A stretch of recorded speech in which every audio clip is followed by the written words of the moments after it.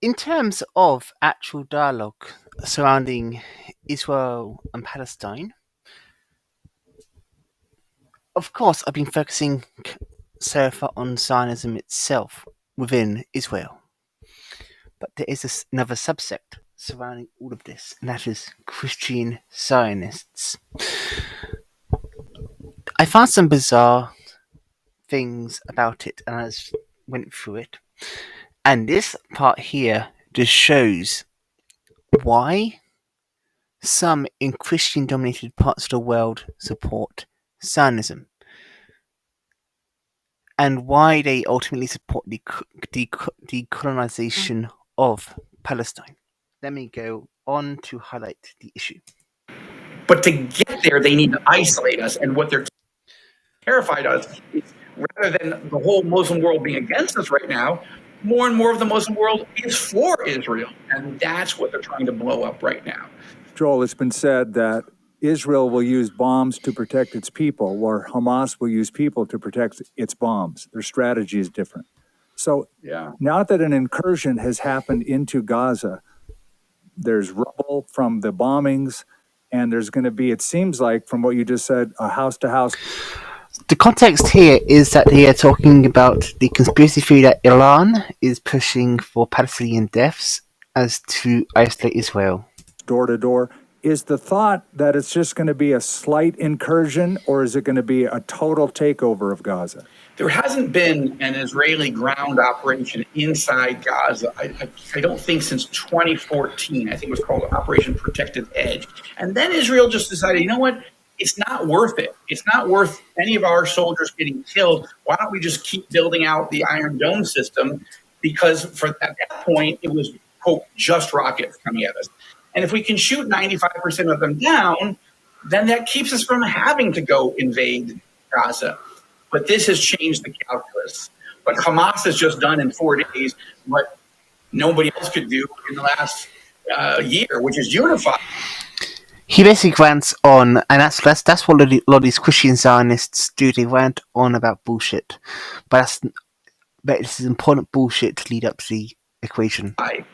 Israel's 100% unified, and in fact, Netanyahu last night on television called for the leaders of the opposition parties to join him in an emergency unity government. Those negotiations are ongoing. I think that will probably happen. I think it should happen. And so then we'll be at war. But I think we're going into the biggest invasion of Gaza ever, because I think that the unified position is enough. We can never let this happen again. And the only way is to go into Gaza so hard and so deep as to completely eradicate Hamas forever. The next line after this will be the distinction here, in which they make a very interesting claim. That will be hard. That will be bloody. But there's a prophetic angle to this, Skip. It's possible that if this happens... Here you go. And this is the exact reason I'm saying Christian Zionist, because they are saying prophetic angle. Which is they believe that they believe in the end time prophecies regarding Israel. And Israel truly wins and completely eliminates Hamas, suddenly Gaza would be peaceful. And this would add to the sense of Israel's becoming more and more peaceful with more and more of its neighbors. I mean, I hate to say it that way, but it's possible that this could be setting up a moment where the Palestinians would realize they're defeated. And there you have it. This is setting a moment for the Palestinians to realize they are defeated. That's a very colonial rhetoric there pushed by the so-called Christian. Don't try to destroy Israel.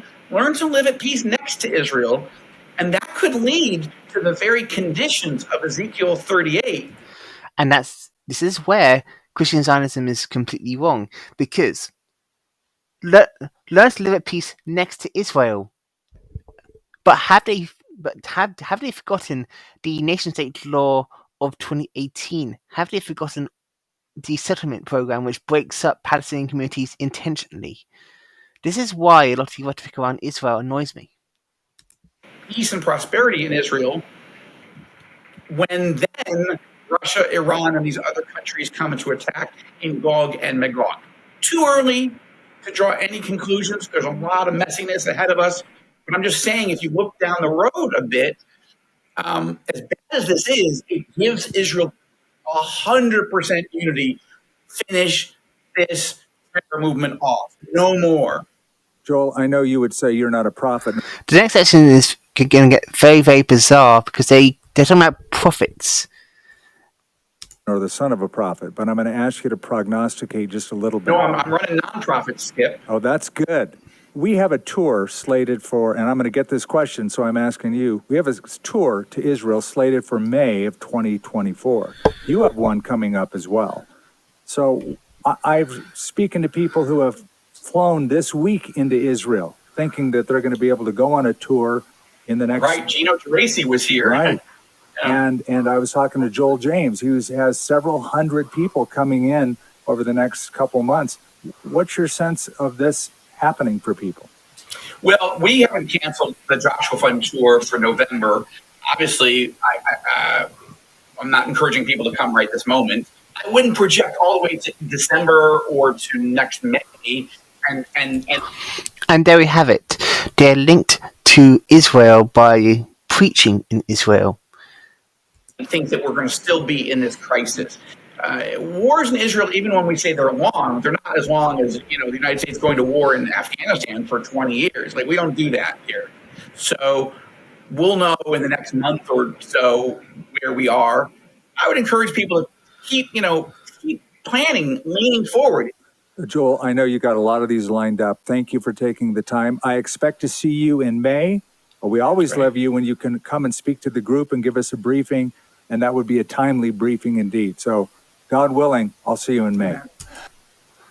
And that's my point.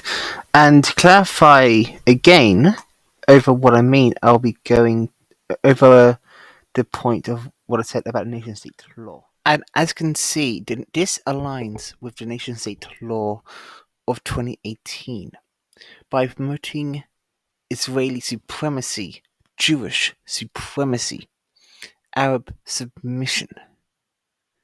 That is a showing that right-wing religious teachings is actively endorsing a cultural genocide. I won't harp on this point as I want to keep these concise in points. I just want to make it very clear that what is happening around this has nothing to do with prophecy or religion. If you think that, you are a nut job.